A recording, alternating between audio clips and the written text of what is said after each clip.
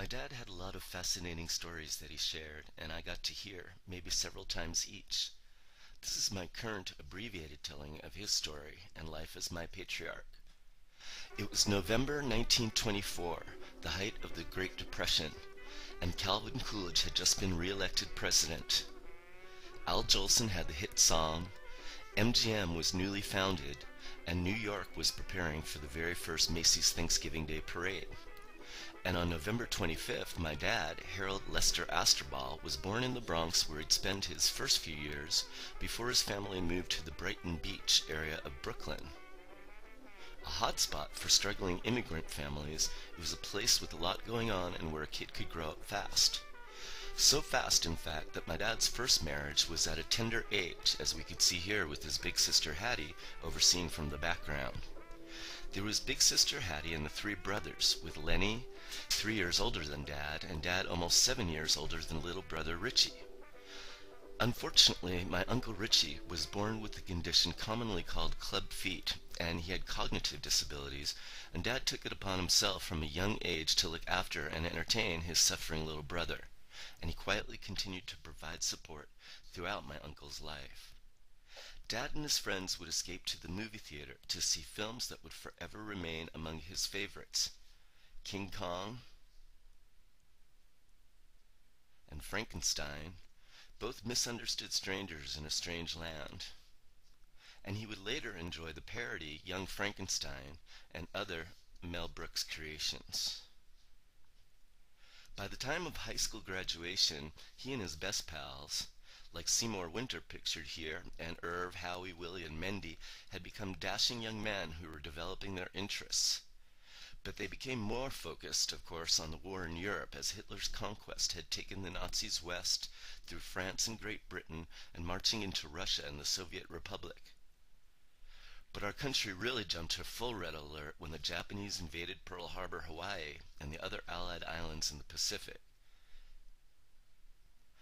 Dad had tried to enlist earlier, but now had come of age, and he joined the Navy in hopes of being a Navy flyer.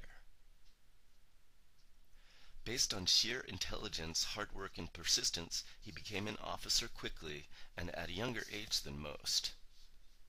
And he met his dream of learning to fly, logging scores of training hours, mostly in a Stearman biplane, which understandably remained one of the most joyful and fondest memories of his life.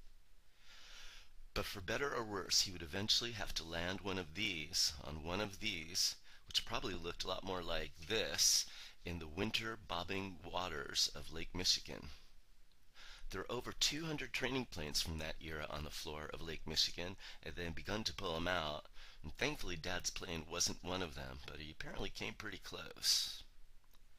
He settled for becoming a respected navigator and lieutenant second class, and helped lead many transport missions in the Pacific Theater, including Guam, where he's pictured here, and before going to North Carolina to help train bombardiers. He returned home to a hero's welcome from his pals, who were heroes in their own right, and on the GI Bill he started classes at LIU, home of the LIU Blackbirds, where Dad eventually earned a master's degree in accounting. There he met an interesting young woman, Lenore Siegel, from the Seagate neighborhood on the other side of Coney Island. She danced in the street. She had been a little bit country, and now she was more sophisticated. She encouraged Dad to get a leather jacket and join up with a scrappy street gang. He liked her wild side, and they were a handsome couple, so much so in fact that they liked to look at each other super close up. I think Mom might have talked him into it, but they engaged in March of 1949, and they married January 22nd, 1950. They rented a small basement apartment, and Dad felt content about his new life. Part of the appeal was having the sweetest, kindest, wisest in-laws a guy could ever hope for, Harry and Helen Siegel, Harry and Toots, who Dad adored from the very start to the very end. Dad's older siblings had their own families, and he was excited about his new family, including his new brother-in-law. Mom had a smart-mouthed younger brother whose personality was apparently fully formed by an early age. He was more the little brother Dad probably wished for, and they hung out and did some stuff together, like fishing, and fishing with Harry Siegel and Uncle Herb, and more fishing. Harry and Helen were lovely people with sweet longtime friends like Harry and Dorothy Levy. These were friends who had been there since my mom's earliest days and who added to our family and my dad's feeling of connectedness. By the end of 1954, the year of the McCarthy hearings and the New York Giants World Series victory over the Cleveland Indians, my brother, Robert Allen Aster, the first child and grandchild in the new family, entered to everyone's delight and quickly started getting his ass kicked by girls. The family moved from a small apartment in Queens to a brand new house on Long Island about 30 miles east of Manhattan, and Rob had his own backyard to play in. Until March 22nd, 1959, when they welcomed me, David Jeffrey Astor, into the family when that unidentified lady left me on the front steps. I added to the daily challenges in life, but luckily Grandpa was often there to help around the house and yard. And in one way or another, I've always liked to rock. Dad and Mom wanted to make sure home was a place we could have lots of fun and invite our friends, and they decided to build a built-in swimming pool in the backyard, in which we swam in summer and on which we skated in winter. It became a centerpiece of family activity, and Rob took to the pool like a fish, and Mom took to it like the future Jackie O. Even still, that first summer and after, our folks took time to take us other places, like to the wonderful Jones Beach. I was Dad's peanut-headed monkey boy, which I think was a term of endearment, and home became a place for good celebrations, and Dad captured the most important events on Super 8. He recruited his pal George Redlip to do magic shows for us, and he hosted my Uncle Arthur's wedding to his beautiful bride Martha, and numerous feasts and dinner parties. But occasionally we go to gatherings elsewhere, like this one at Aunt Hattie's house with Dad's side of the family. I'm the little one way in the back. And of course Dad and Mom would dress up and go out to parties with friends and fun evenings out. Although Rob was Superman and quite the young football talent, he had some pretty nasty allergies. And with no real house pets allowed, my parents got a little tired of me bringing home one stray cat after another.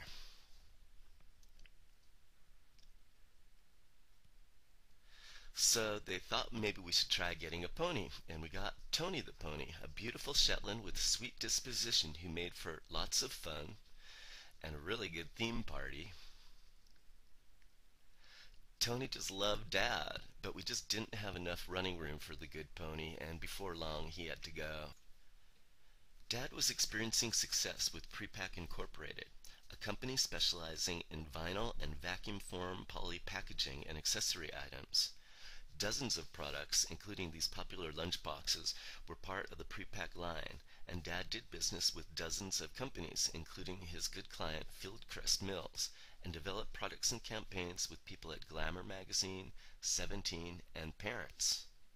For a long while they had an office and small showroom in the Empire State Building, a place which meant a lot to New York in terms of civic pride, and to my dad since King Kong's climb, and because his father-in-law, Harry, an electrician by trade, had helped wire the building.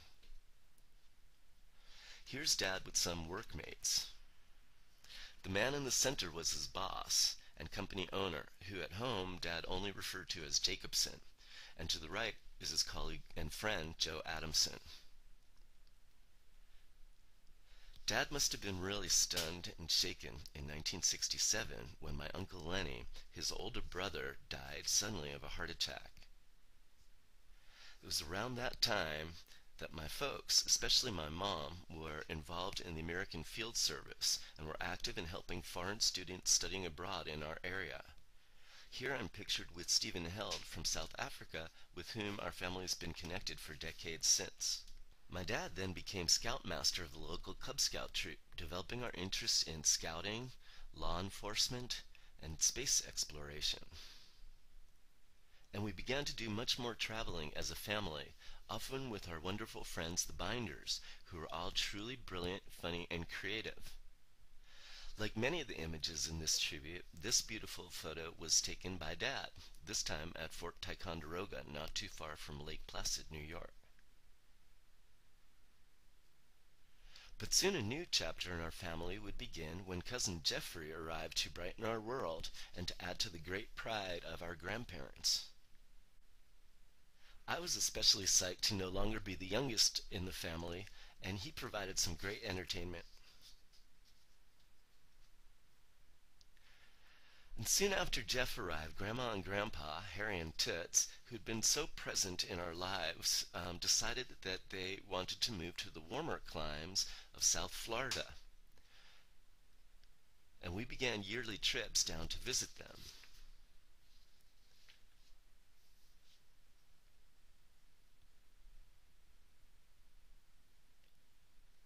But Harry and Toots, looking tan and healthy, would come north frequently for the most important events. Dad liked to take pictures, which was sometimes really annoying, and sometimes really fun. He taught me how to catch a fish, and to take a fish off a hook without being injured by either the fish or the hook. He knew I desperately wanted a steel string guitar, and one day he brought me down to 48th Street, where a friend of his was involved in one of the musical instrument businesses, and they helped me pick out the model I wanted, and then they brought me back to the stock room to choose the one of those that I liked best. I played the hell out of that guitar. And then I got another, and another, and I've been deeply connected to playing ever since, with deep gratitude toward Dad for taking me down the city that day, and maybe some gratitude to that hat that apparently has given me my guitar playing powers since the start. The family was truly jubilant with the arrival of cousin Andrew, and of course with the arrival of cousin Roxy, the sweetest German Shepherd ever. Around that time, the folks began to send Rob and me to sleepaway camp in rural Massachusetts, where I excelled at barefoot basketball and fully realized curls. Even before that, my grandparents would take over during part of the summer when Mom and Dad would travel, and Dad would take many amazing photos, like this one in Egypt, and this one in Italy, and this one in Jamaica, of that goofy kid with the goofy hat again.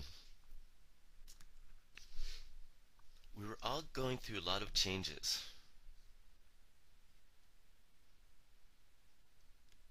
And for a while, I became sort of a mushroom, while Andrew was becoming the great kid we were all proud of. Dad continued to search for new hobbies, like sailing in his Mariner 2 sailboat, which he'd take out on the Long Island Sound. I guess I didn't really take to sailing, but he continued to support me in my other hobbies.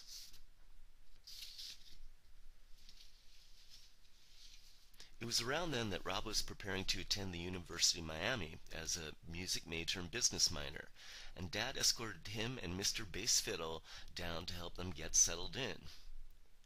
Dad had learned to coordinate every aspect of the conception, sales, production, and marketing of packaging products, and left Prepack to begin Diversified Packaging Incorporated, with new contracts with companies like Coca-Cola and Christian Dior. Along the way, with creative input from Mom, he developed new ideas for packaging based on everyday items like sliced watermelon, a running shoe, and parfait ice cream, all of which helped to send me through the majority of 3 college degrees, although he did make sure I valued my education by having me take out government student loans, which I paid back over about 20 years. We really connected man to man, child, for the first time when he accompanied me on a trip through part of California to visit graduate schools in 1980.